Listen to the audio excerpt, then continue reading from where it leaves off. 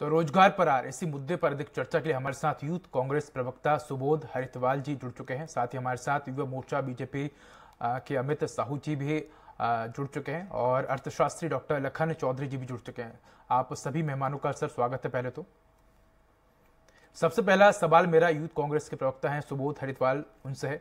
सुबोध जी, अगर बात की जाए जिस तरह से बीजेपी के युवा जो मोर्चा है उन्होंने जिस तरह से महंगाई, बेरोजगारी और आपराधिक मामलों को लेकर जिस तरह से प्रदर्शन किया, कैसे देखते हैं आप सुबोध जी?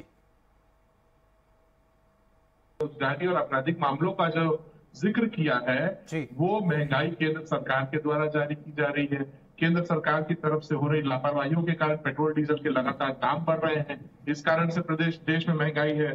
साथ ही साथ इन्होंने कहा बेरोजगारी, हर साल 2 करोड़ का रोजगार, नए रोजगारों का सृजन करने की बात मोदी जी ने की थी। उस हिसाब से लगभग इस देश के नौजवानों को अभी तक 17 करोड़ नए रोजगार मिल जाने थे। उसका भी इन्होंने जिक्र किया, उसके लिए भी युवा मोर्चा का धन्यवाद। अब अगर ये चीजें, वो बस इनका था कि ट्रैक गलत था।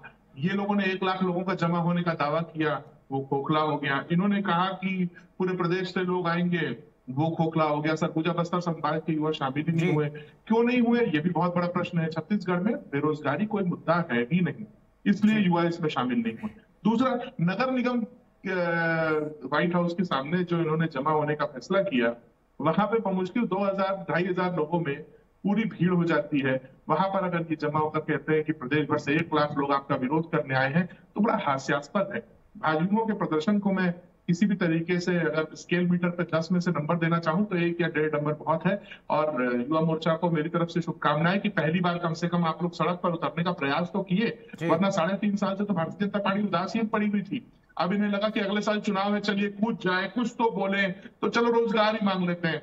तो रोजगार मांगने का असली एड्रेस है 7 रेस कोर्स, वहां जाए, वहां रोजगार मांगे। मैं युवा कांग्रेस की तरफ से वादा करता हूं कि यदि 7 लोक कल्याण मार्ग पर अगर रोजगार मांगने जाएंगे मोदी जी के घर, तो पूरी यूथ कांग्रेस अमित भाई के साथ जाएगी और हर वर्ष 2 करोड़ के हिसाब से 17 करोड़ रोजगार अभी तक देश के युवाओं को मिलना चाहिए था, उस पर हम बात करने जाएंगे। देश की महंगाई पे बात करने जाएंगे, अपना विरोध दर्ज कराने जाएंगे।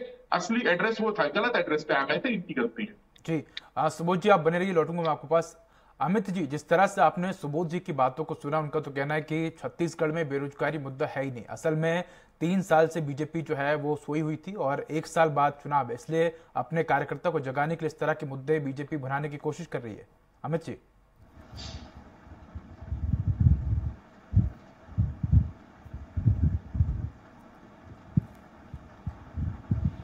ये कभी सच कह नहीं सकते जी, ये कभी सच को स्वीकार कर भी नहीं सकते। ये मोदी जी पर इन्हें शर्म आना चाहिए कि इतनी योजना जो युवाओं के लिए मोदी जी ने निकाली, अग्निवीर का विरोध करने वाले ये कांग्रेसी क्या बताएंगे कि रोजगार क्या होता है? जी, घोषणा पत्र में गंगा जल की कसम खाकर वादा करने वाले आज अपने वादे से मुकर रहे हैं। जी, तो आपका यह कहना है कि छत्तीसगढ़ में बेरोजगारी जो है वो चरम पर है। छत्तीसगढ़ के युवाओं को मुंह दिखाने लायक नहीं बचे और ये बात करते हैं। जी अमित जी, अगर आप जो जिस तरह से बता रहे हैं तो आपका यही कहना है कि छत्तीसगढ़ में बेरोजगारी जो है वो चरम पर है, व्याप्त है, ऐसा कहना चाह रहे हैं आप? बिल्कुल चरम पर है, व्याप्त है और पूरे प्रदेश में रोजगार को लेकर हाहाकार मचा है। ये मैंने पहले कहा है कि झूठे कांग्रेस है, झूठे लोग हैं। एक पर्सनल एजेंसी से ये सर्वे कराकर इतने % होने का दावा करते हैं, ढकोसला करते हैं ये कांग्रेसी। इनके मुख्यमंत्री, झूठे मुख्यमंत्री, 5 लाख रोजगार हमने दिया, 5 लाख नौकरी हमने दी। राहुल गांधी के पास वाहवाही लुटवाते हैं ये कि हमने नौकरी दी, मगर जब विधानसभा में आंकड़ा पेश करने का बाद आया, सुबोध भाई विधानसभा का आंकड़ा बताएंगे क्या है? जी सुबोध जी कुछ बोलना चाहते हैं? जी सुबोध जी। सर बहुत अच्छा सवाल कर दिया। पद के लिए आवेदन आते हैं जी, 2 लाख। अमित जी आपके सवाल का जवाब देना चाह रहे हैं सुबोध जी। सरकारी नौकरी। जी सुबोध जी, देखिए अमित भाई ने अच्छा सवाल कर दिया। आप अगर रोजगार की बात करते हैं तो सबसे पहले शिक्षकों की भर्ती हमारी सरकार ने की, सबसे पहले संविलियन को पास हमारी सरकार ने किया और गोधन के माध्यम से लोगों को रोजगार दे करके उन्हें 2 पैसा घर तक पहुंचाने का काम हमारी सरकार ने किया। किसान, आपको पता है कि प्रदेश में कितने परसेंट किसान बढ़ गए हैं? 6% किसान बढ़े हैं पिछले 3 साल में। लोगों ने खेती की तरफ अपना रुझान दिखाया। क्यों? क्योंकि वहां पर भी सरकार लगातार फाइनेंशियली उनको आर्थिक रूप से मजबूत कर रही है। ये रोजगार है, पकोड़ा तलना रोजगार नहीं है। ये अवसर है जो हमारी सरकार दे रही है न्याय के माध्यम से। और तो और आपको मैं बताना चाहूंगा, ये लोग कहते हैं बेरोजगारी भत्ता, ये बोले उससे पहले मैं स्पष्ट कर दूं, आज से 3 दिन पहले भी मैं और अमित भाई एक डिबेट में बैठे थे, वहां पर चर्चा हुई थी। हमने कहा था सामाजिक कार्यों से जुड़ने वाले युवाओं को 2500 रुपए प्रति माह के हिसाब से दिए जाएंगे। राजीव युवा मितान क्लब के साथ जोड़कर 13,000 से ज्यादा क्लब अभी तक बनाए जा चुके हैं। उन्हें वो पैसे दिए भी जा रहे हैं, उसकी किस्त भी जारी कर दी गई पहली, और हम लगातार ये काम कर रहे हैं। और इसी का जो परिणाम है कि छत्तीसगढ़ खुशहाल है। जब नवंबर में पूरे देश में इकोनॉमी नीचे थी, धनतेरस में लोग खरीदी नहीं कर रहे थे, तब छत्तीसगढ़ की इकोनॉमी सुबोध जी, लेकिन अमित जी का तो ये कहना है कि आप लोगों ने झूठे आंकड़े दिखाए हैं। फ्लो कर रहा है छत्तीसगढ़ में जो हमारी इकोनॉमी बेरोजगारी के आंकड़े हैं, हमारी इकोनॉमी नहीं तो नीचे होती जी। और रही बात बेरोजगारी के आंकड़ों की, सर, तो इन्होंने कहा एक प्राइवेट एजेंसी, यही प्राइवेट एजेंसी यूपी के मामले में कहती तो आपको ठीक लगता है, गुजरात के मामले में कहती तो आपको ठीक लगता है, हरियाणा के मामले में कहती तो आपको अच्छा लगता है, मध्य प्रदेश में अच्छा लगता है। लेकिन वही प्राइवेट एजेंसी जो केंद्र सरकार के द्वारा एडेड है, उसके एड्स पर वो काम करती है सर, उनसे पैसे लेकर के वो काम करती है, उन्हें आंकड़े देती है। वही एजेंसी अगर कहती है कि छत्तीसगढ़ में 0.6% बेरोजगारी की दर है, तो आपके पेट में दर्द होता है। पूरे देश में 7.1% है, पूरे देश में 7.1%। सुबोध जी इसका जवाब भी ले लेते हैं। सुबोध जी, रिपोर्ट विधानसभा अमित जी, जिस तरह से सुबोध जी ने आंकड़ों की बात की, तो मैं आपसे जानना चाहूंगा आपके हिसाब से क्या आंकड़े हैं छत्तीसगढ़ की बेरोजगारी के? 20 लाख से अधिक के आंकड़े जो पंजीकृत हैं, कितने जो पंजीकृत हैं वो बेरोजगारी के आंकड़े छत्तीसगढ़ में हैं, और 30,000 से ज्यादा आत्महत्याएं हुई है, जिसमें से 12,500 से अधिक तो युवाओं ने आत्महत्या की है। सुबोध भाई आर्थिक तंगी की बात कर रहे हैं, ये दिखाई नहीं देता क्या छत्तीसगढ़ में जो आत्महत्याएं हो रही हैं, 12,500 से ज्यादा युवाओं ने आत्महत्या किया है। यहां पर आप किसकी बात करते हैं? आपके सरकार के दावे पूरे खोखले हैं, झूठे वादे हैं, युवाओं को ठगने वाले वादे हैं, युवाओं के साथ छलाव करने वाले वादे हैं। जी अमित जी, मैं लौटूंगा आपके पास, मैं इसका जवाब लूंगा। हमारे साथ अर्थशास्त्री डॉक्टर लखन चौधरी जी भी जुड़े हैं। लखन जी, अगर बात की जाए, आपने दोनों लोगों की बातों को सुना है, दोनों ने अपने अपने आंकड़े बताए हैं। आपके अनुसार छत्तीसगढ़ में बेरोजगारी दर क्या है और कितना जो बीजेपी का जो ये प्रदर्शन है कितना सही है?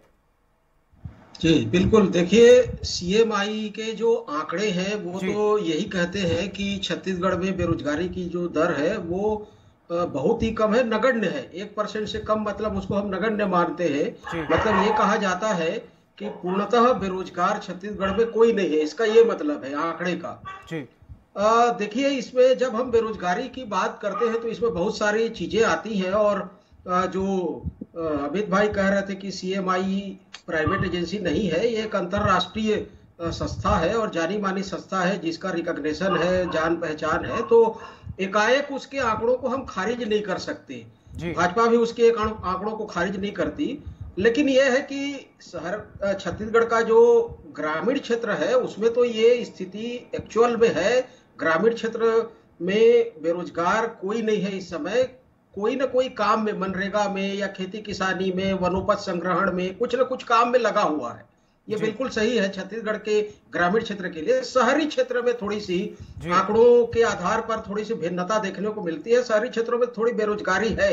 उसकी वजह देखिए, उसकी वजह प्रमुख रूप से ये है कि शहरी क्षेत्र के जो युवा होते हैं वो मुख्यतः कोई छोटा मोटा काम नहीं करना चाहते, वे चाहते हैं कि सरकारी नौकरी मिले। तो सरकारी नौकरी के नाम पर या सरकारी नौकरी के लिए इस तरह के जो बेरोजगार होते हैं वो रजिस्टर्ड कराते हैं, दर्ज कराते हैं, तो वो आंकड़ा दिखता है। और जी शहरी क्षेत्र मतलब आपका ये कहने का मतलब है कि जो अनपढ़ लोग हैं उनमें बेरोजगारी दर कम है, लेकिन जो पढ़े लिखे हैं उनमें बेरोजगारी दर ज्यादा है? जी बिल्कुल बिल्कुल। पढ़े लिखों में ही बेरोजगारी है, अनपढ़ों में, क्योंकि वो अनपढ़ जो है वो कोई भी काम कर सकता है ना, मनरेगा में कर रहा है, खेती किसानी में कर रहा है, उसके लिए कोई दिक्कत नहीं है।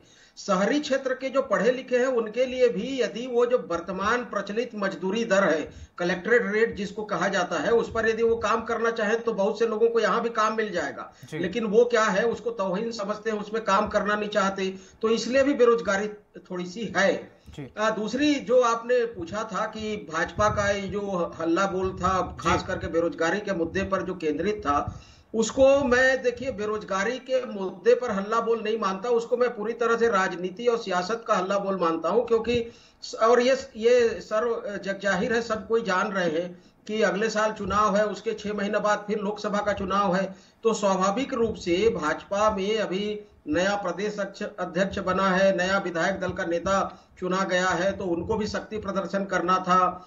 इन तमाम चीजों को लेकर भाजपा के कार्यकर्ताओं में, भाजपा के समर्थकों में एक जान डालने के लिए जो है ये प्रदर्शन था, और जो स्वाभाविक है, होना चाहिए, मैं इसका भी विरोध नहीं करता, ये सही चीज है कि भाजपा को ये चीजें करना चाहिए। लखन जी, लोकतंत्र में तो वैसे भी लखन जी, आपने छत्तीसगढ़ के बेरोजगारी के आंकड़े बताए हैं, मैं चाहूंगा कि अगर आपके पास आंकड़े हो तो कुछ अन्य स्टेटों के भी अगर आप आंकड़े बता सके तो जरूर बताइए हमारे दर्शकों को। जी बिल्कुल बिल्कुल। देखिए, भाजपा शासित जो राज्य हैं, जैसे कि गुजरात है, हरियाणा है, उत्तर प्रदेश है, महाराष्ट्र है और कर्नाटक है, वहां पर जो है बहुत ज्यादा छत्तीसगढ़ की तुलना में, मध्य प्रदेश है, वहां पर जो है 20-22%, हरियाणा है आपका, हरियाणा में तो सबसे ज्यादा अभी 26% जो है, इसी आंकड़े में 26% बेरोजगारी दर बताई गई है। राष्ट्रीय औसत जो है 7% के आसपास बताया गया है।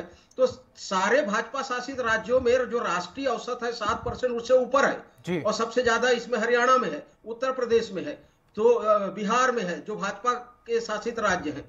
तो इस मामले में छत्तीसगढ़ सरकार की नीतियां, योजनाएं कारगर हैं, और ग्रामीण क्षेत्र में उसका जो है सकारात्मक परिणाम पिछले 4 साल से हम ये देख रहे हैं। मुझे लगता है कि बेरोजगारी के मुद्दे को लेकर जो है कांग्रेस का जो खास करके छत्तीसगढ़ सरकार है, उसको भाजपा नहीं घेर सकती। इसको दूसरे मुद्दों तो कहने का मतलब ये है लखन जी कि ये जो बेरोजगारी के मुद्दे को लेकर बीजेपी ने जो प्रदर्शन किया है वो असल में एक शक्ति प्रदर्शन था, और क्योंकि आने वाले वक्त में चुनाव भी है और बढ़ेगा और बढ़ेगा। जी लखन जी, लौटूंगा मैं आपके पास। सुबोध जी, जिस तरह से लखन जी ने जो आंकड़े बताए हैं अलग अलग राज्यों के, उसको लेकर आप क्या कहेंगे? क्योंकि जो आंकड़े हमारे सामने आए उसमें सबसे कम बेरोजगारी जो दर है वो छत्तीसगढ़ में है, कंपैरिजन टू अगर अदर स्टेट की बात करें तो वहां ज्यादा है। देखिए, एक तो अच्छी चीज लखन जी ने बताई कि छत्तीसगढ़ में ग्रामीण जो व्यवस्था है उसमें बेरोजगारी दर बहुत कम, बेरोजगारी की जो दर है वो नगण्य के मतलब बहुत ज्यादा कम है। आपको बताना चाहूंगा, रूरल इंडिया की जो बेरोजगारी की दर है सीएमआई के हिसाब से, और फिर मैं अमित भाई से निवेदन करूंगा, सीएमआई केंद्र सरकार द्वारा एडेड एजेंसी है, आप उसे फर्जी बोलने का काम ना करें तो बेहतर होगा। दूसरी चीज, अब अगर वो कहती कि रूरल इंडिया में मतलब ग्रामीण इंडिया में 8% है, और अगर छत्तीसगढ़ के ग्रामीण एरिया में 0.6% है, तो बहुत तारीफ वाली बात है। इससे खुश होना चाहिए कि हमारे प्रदेश में लोग आर्थिक रूप से मजबूत हो रहे हैं। आपको बताना चाहूंगा, सबसे ज्यादा जो बेरोजगारी की दर है सर, जो सीएमआई के आंकड़े में मेरे पास भी है, मैं देख रहा हूँ गूगल पे, सीएमआई की वेबसाइट पे ही देख रहा हूँ, सबसे ज्यादा हरियाणा में 26.9%, जहां पर इनकी 2 बार से इनकी सरकार चल रही है ना। गुजरात में भी है, गोवा में भी इनकी सरकार है, 13.7% है, और आए तो अपन आसाम में 3.7% है। सुबोध जी, जिस तरह से आपने आंकड़े बताए हैं उस पर हम जवाब भी ले लेते हैं। अमित जी, क्या कहेंगे इन आंकड़ों को लेकर? क्योंकि छत्तीसगढ़ में तो कम दिखा रहे बेरोजगारी दर, अगर बात करें आपके ही शासित राज्यों में तो वहां बेरोजगारी दर ज्यादा है। क्या कहेंगे अमित जी? से करना चाहता था, आप इजाजत देता हूं जी। सबसे पहले तो मैं आपको बता दूं, हमारा जो आंदोलन था जी, वो उस प्रदेश में बढ़ते अपराध, नशे के कारोबार, भ्रष्टाचार और बेरोजगार, ये चारों मुद्दों को लेकर ये हमारा कल का आंदोलन था। और ये आंदोलन कोई सर, इसमें एक मुद्दा आपने छोड़ दिया, महंगाई, उसके लिए शक्ति प्रदर्शन था, या नए नेता प्रतिपक्ष बने, नए नेता प्रतिपक्ष बने उसके लिए शक्ति प्रदर्शन था, तो ऐसा नहीं। भारतीय जनता युवा मोर्चा पिछले 3 महीनों से इसके लिए चरणबद्ध तरीके से आंदोलन करते आई है, और जिस प्रकार से छत्तीसगढ़ के कोने कोने में नशे के कारण अपराध जो बढ़ रहे हैं इस कांग्रेस की सरकार में, उसके विरोध में ये बड़ा जो शक्ति प्रदर्शन तथा कथित, जैसे कि हमारे भैया कह रहे थे, वो शक्ति प्रदर्शन नहीं था, इस सरकार के खिलाफ आक्रोश का प्रदर्शन था। जी, तो ये आक्रोश जो है भारतीय जनता पार्टी का था, ना कि जनता का, ऐसा? जी अमित जी, इसमें जो युवा थे जो सरकार के खिलाफ है, बिजली संविदा कर्मचारी, अनियमित कर्मचारी, ये सारे लोग इस आंदोलन में शामिल थे भारतीय जनता पार्टी के साथ। जी सुबोध जी, जिस तरह से अमित जी का कहना है कि बेरोजगारी है और भ्रष्टाचार है, इसके अलावा अवैध जो शराब वगैरह है और कई मुद्दों को लेकर ये जो प्रदर्शन था, आप कितना सहमत हैं? क्योंकि इसमें 1-2 मुद्दे तो छूट गए, चाहे वो महंगाई की बात की जाए और बेरोजगारी के आंकड़े तो आपने बता दिए। देखिए, महंगाई और बेरोजगारी छत्तीसगढ़ में कोई मुद्दा नहीं जिसके लिए हम रिस्पॉन्सिबल हो। हमने बेरोजगारी हटाने का काम किया, हम महंगाई के खिलाफ लड़ने में सक्षम है। केंद्र सरकार मदद करे तो शायद महंगाई देश में कम भी हो जाए। मैं तो अमित जी से पूछना चाहूंगा, इन्होंने कहा कि पूरा करना होगा ना सुबोध भाई। भैया मैं आपको सुनता हूँ, सुनिए ना। अमित जी, सबको मौका दिया जाएगा। सुबोध जी कुछ कहना चाहते हैं, सुन लेते हैं। कर दिया बोल दिया, ऐसा थोड़ी ना हो जाता है। और अरे अभी 1.5 साल और करेंगे, उसके बाद 5 साल और करेंगे। भैया अभी फिलहाल आप बात कर रहे थे कि छत्तीसगढ़ में रोजगार की। आप बताइए, 15 साल में पीएससी ने 5 बार परीक्षा ली जब डॉक्टर रमन सिंह जी मुख्यमंत्री थे। भूपेश बघेल जी मुख्यमंत्री बने, हमारी सरकार आई तो पिछले 3.5 साल में अभी तक हमने 3 बार परीक्षा ले ली है। हम हर साल के बेसिस पे पीएससी के माध्यम से परीक्षा ले रहे हैं, जो पंजीकृत बेरोजगारों को या कह सकते हैं शिक्षित बेरोजगारों को उनकी व्यवस्था के लिए बहुत, चाहे असिस्टेंट प्रोफेसर की हो, चाहे डिप्टी कलेक्टर से लेकर के जिस भी लेवल तक की परीक्षा, हमने अभी तक हर साल परीक्षा लेने का काम किया। अभी तक 15 साल में हमने एक साथ 14,000 पदों की भर्ती निकालने का काम किया, मेहनत की, उसे जैसे तैसे करके पूरा भी किया। बहुत सारे रोड़े रटकाए गए, भारतीय जनता पार्टी के लोगों ने थोड़ा सा मेहनत करके कभी कोर्ट में कभी कुछ किया, लेकिन वो 14,580 लोगों को नौकरी मिली। 15 साल में डॉक्टर साहब ने एक साथ 5,000 लोगों को कहा नौकरी मिली। तीसरी चीज मैं तो चाहता हूं, आपने सबसे पहले आपने इस डिबेट की शुरुआत की थी, एक मिनट मेरी बात सुन लीजिए, आपको ही बोलने दूंगा। आपने इस डिबेट की शुरुआत की थी अग्निवीर से। मैं चाहता हूं स्वराज एक्सप्रेस के माध्यम से आप पूरे देश को समझाएं कि अग्निवीर क्या। जी सुबोध जी, ये तो एक मुद्दा है, लेकिन इस मुद्दे को लेकर हम चर्चा करेंगे। अग्निवीर योजना के बारे में विस्तार से समझाएंगे। अग्निवीर को अगले 30 सेकंड में समझा के पूरे देश को कि कैसा है, क्या है, युवाओं को क्या फायदा होगा। जी सुबोध जी, समझा दीजिए। जी, आप एक बार पढ़ लेते तो शायद आप भी समर्थन करते। चलिए मैं अनपढ़, मुझे कुछ नहीं पता अग्निवीर के बारे में। मेरी तरह देश के किसी युवा को पता। आज अमित साहू जी भाजयुमो प्रदेश अध्यक्ष, हम सुनना चाहते हैं अग्निवीर से क्या फायदे होंगे। आज छत्तीसगढ़ में भी कई ऐसे युवा हैं जिन्होंने शिकायत की कि यहाँ पर अग्निवीर के लिए आप बचिए मत, आप समझा सकते हैं कि नहीं, हाँ या ना, फॉर्म भरवाए नहीं जा रहे हैं। सर हाँ या ना, अग्निवीर से फायदा समझा सकते हैं? बिल्कुल समझा सकते हैं। लेकिन अगर बात की जाए अमित जी, जिस तरह से आप लोगों ने कई बार बेरोजगारी के मुद्दे को लेकर, अमित जी आप लोगों ने कई बार बेरोजगारी के मुद्दे को लेकर सरकार को घेरने की कोशिश की है, लेकिन अगर बात की जाए प्रधानमंत्री और गृह मंत्री ने खुद भूपेश बघेल की कई योजनाओं की तारीफ की है, चाहे वो गोधन न्याय योजना हो या गेहूं के खरीदने की बात हो, इससे तो सीधे सीधे किसानों को लाभ मिल रहा है ना। सब कचड़े में भाई साहब, धरातल में हम जाकर देखेंगे ना, सारे के सारे कचड़े में। मैंने तो पहले इसका आरोप लगाया, झूठे कांग्रेस है, झूठी इनकी सरकार है। जी, तो आपका कहने का मतलब है कि मोदी जी और अमित शाह ने वहां तारीफ कर दी। पेश करेंगे भाई, मगर हम यहाँ जमीन पर है कार्यकर्ता, आम जनता जाके देख रही है गोधन योजना की स्थिति क्या है। कौन से गोठान में आज गौ माता का संरक्षण हो रहा है? आज सड़कों पर गौ माताएं लगातार शिकायत हो रहे हैं, लगातार गौ माता शिकार हो रहे हैं। कहाँ के आपका रोका छेका अभियान? आप क्यों काम नहीं करते? आप सिर्फ लागू करके हवाई लूटने का काम करो, काम करने का आपका मन ही नहीं है। आप गोधन योजना की बात कर रहे हैं, तो चलो मैं भाई आज इतनी एक्सीडेंट में गौ माताएं सड़क पे मर रही है, हम भारतीय जनता पार्टी के कार्यकर्ता जाके गौ माता की रक्षा का काम कर रहे हैं, उनकी सुरक्षा का काम कर रहे हैं। जो एक्सीडेंट में घायल हो रही है अमित जी, सुबोध जी, ऐसे किसी को समझ नहीं आएगी आप दोनों की बातें। मैं लौटूंगा आप दोनों के पास, मैं रुक करूंगा डॉक्टर लखन जी का। लखन जी, अगर बात की जाए तो जिस तरह से गोधन न्याय योजना है, चाहे वो गोमूत्र खरीदी की बात हो, छत्तीसगढ़ में कितना लाभ जो है वो किसानों को मिला है। इसके अलावा अगर बेरोजगारी की बात की जाए तो छत्तीसगढ़ में शहरी क्षेत्रों के कंपैरिजन में बात की जाए तो ग्रामीण इलाकों में कम बेरोजगारी है। इसके पीछे क्या कुछ वजह है? देखिए, पहले भी मैंने कहा था कि ग्रामीण क्षेत्र में जो बेरोजगारी कम है, नगण्य है, शून्य है, उसका मतलब एक ही है कि छत्तीसगढ़ सरकार ने पिछले 4 साल में जिस तरह से ग्रामीण अर्थव्यवस्था को विकसित करने के लिए, ग्रामीण अर्थव्यवस्था को, खेतीहर समाज को, गांव गरीब किसान को दृष्टिगत रखते हुए जिस तरह से नीतियां बनाई, योजनाएं बनाई, कार्यक्रम बनाए, कर्ज माफी किया, 2500 में धान खरीदी की, इन सब चीजों का जो सकारात्मक प्रभाव है वो स्पष्ट है। इसी वजह से ये सब चीजें हैं, सब चीजें। देखिए, अमित भाई जो कह रहे थे एक चीज कि जो है हमारा जो हल्ला बोल था वो बेरोजगारी को छोड़कर दूसरे मुद्दों पर था, तो ये चीज 3 दिन से मीडिया में आ रही है, तो भाजपा को इस चीज को पहले ही क्लियर करना चाहिए था कि अभी 2-3 दिन से सारे मीडिया चैनल में ये बात आ रही है कि बेरोजगारी इनके प्रदर्शन का मुख्य बिंदु था। भाई, आप बाकी जितनी बातें कह रहे हैं उससे मैं सहमत हूं कि महंगाई और जो है आपका जो बाकी जो चीजें हैं उनको लेकर, नशाखोरी जैसे आपने एक चीज कहा था, और प्रशासनिक जो कसावट है, जो लूट चोरी की घटनाएं हैं, अपराध है, सड़कों की बदहाल स्थितियां हैं।